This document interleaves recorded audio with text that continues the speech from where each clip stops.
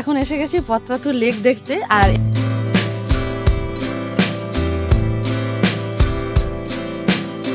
Boating করার পর আর 5 minute এগিয়ে এলেই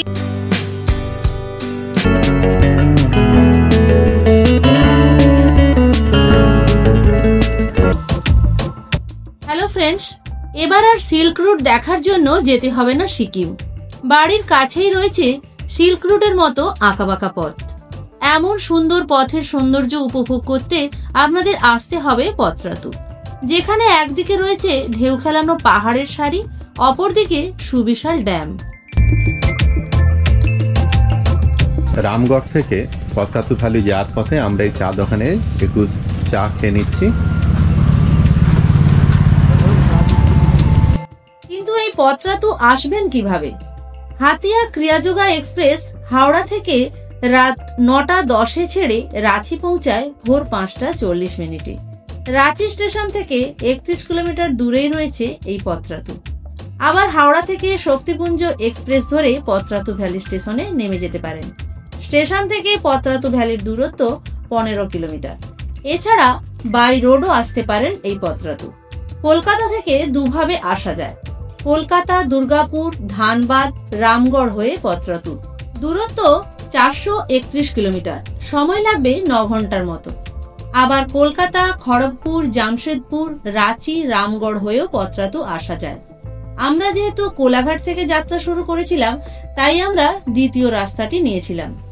দূরত্ব 443 কিলোমিটার, সময় লেগেছে 8 ঘন্টা 30 মিনিট মতো। আমরা নিজেদের গাড়ি নিয়ে কোলাঘাট থেকে পত্রাতু ঘুরেছি। প্রথমেই দেখে নেব পত্রাতু ড্যাম। রামগড় থেকে 30 কিলোমিটার পশ্চিমে অবস্থিত এই ড্যামটি পত্রাতু তাপবিদ্যুৎ কেন্দ্রে জল সরবরাহের জন্য নির্মিত হয়েছিল। নলকর্ণী নদী এবং এই বাঁধের চারপাশের পাহাড়ের জলপ্রপাত থেকে জল এই বাঁধে জমা হয়। এই বাঁধের মোট জলধার ক্ষমতা 81 বর্গমাইল। এটি একটি সুন্দর পর্যটন কেন্দ্র এবং সারা বছর, বিশেষ করে শীতকালে, এখানে প্রচুর লোক পিকনিকের জন্য আসেন।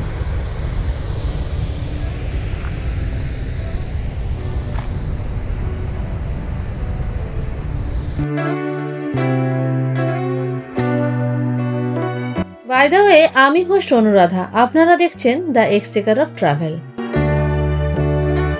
এই লেকের ওপরে রয়েছে 3.5 কিলোমিটার দীর্ঘ একটি পথ, যেখান থেকে সূর্যোদয় এবং সূর্যাস্ত সুন্দরভাবে দেখা যায়। রাজ্য পর্যটন দপ্তর 60 কোটি টাকা খরচ করে এই স্থানটিকে আরো আকর্ষণীয় করে তুলেছে। এই ড্যামে রয়েছে বোটিং এরও সুবিধা। এছাড়া রয়েছে একাধিক ওয়াটার স্পোর্টসেরও ব্যবস্থা।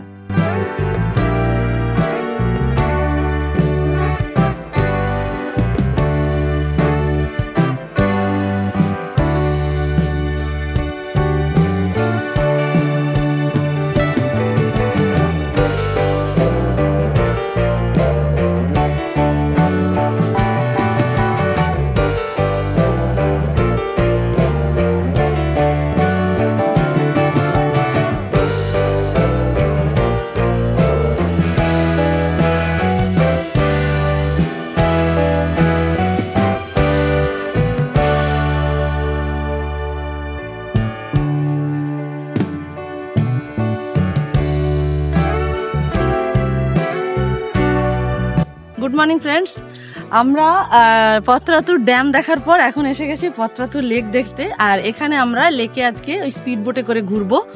আগে এই ছোট বোটটাতে করে ওই স্পিড বোটের ওখানে যাব, ওখানে উঠবো, তারপর আমরা এই লেকটা পুরো ঘুরবো। আর আমরা আজকে এই 6-7 জনের যে টিমটা, আমাদের কাছ থেকে ওরা 750 টাকা বলেছে এই লেকটা ঘুরিয়ে দেখার জন্য স্পিড বোটে করে।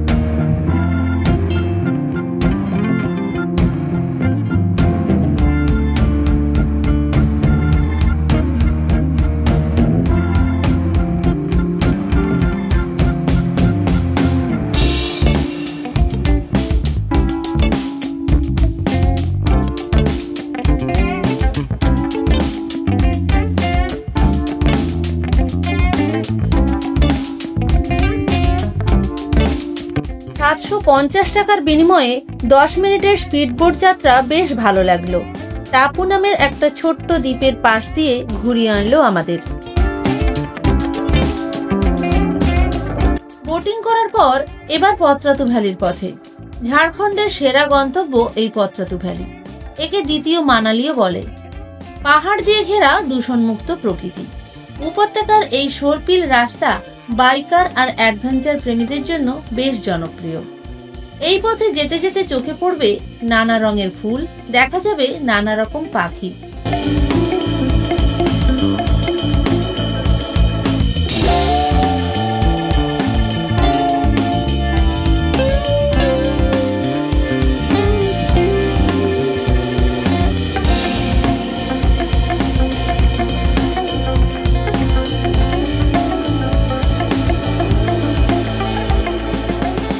এই পত্রাতু ভ্যালির উচ্চতা 1328 ফুট।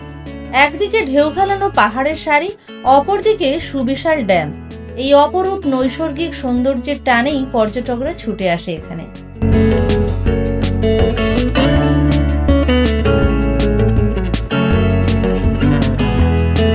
আর আপনি যদি ড্রাইভ উপভোগ করতে চান, তাহলে এই পাহাড়ের বুক চিরে চলে যাওয়া সাপের মতো আঁকাবাঁকা রাস্তা একেবারে পারফেক্ট। এই রাস্তা এক রোমাঞ্চকর যাত্রার অনুভূতি দেবে। এখানে সারা বছর আসা যেতে পারে, তবে গ্রীষ্মকালে না আসাই ভালো। অক্টোবর থেকে মার্চ মাস সবচেয়ে ভালো।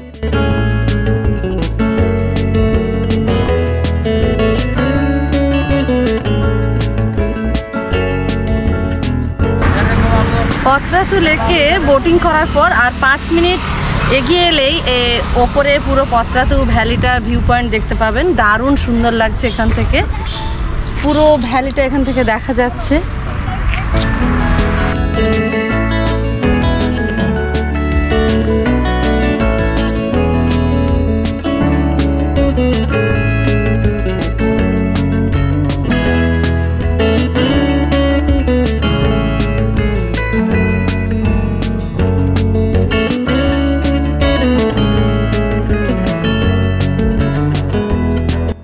পত্রাতু ভ্যালিতে থাকার কোনো হোটেল নেই, কিন্তু নিচে পত্রাতু লেকের পাশে থাকার অনেক হোটেল পেয়ে যাবেন, যেমন Patratu Lake Resort, the Internity Resort, Midway Resort, Alex resort.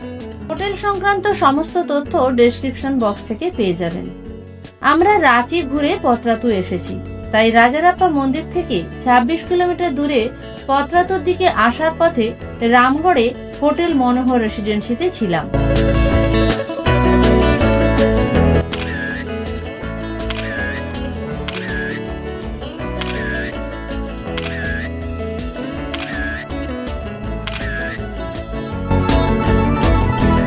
কয়েকটা ছবি তুলে রওনা দিলাম বাড়ির পথে।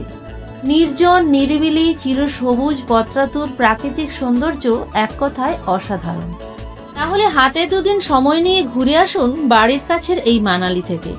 পত্রাতু ভ্যালির এই ভিডিও কেমন লাগলো কমেন্টে জানাবেন। আজ তবে এই পর্যন্ত, দেখা হচ্ছে পরের ভিডিওতে।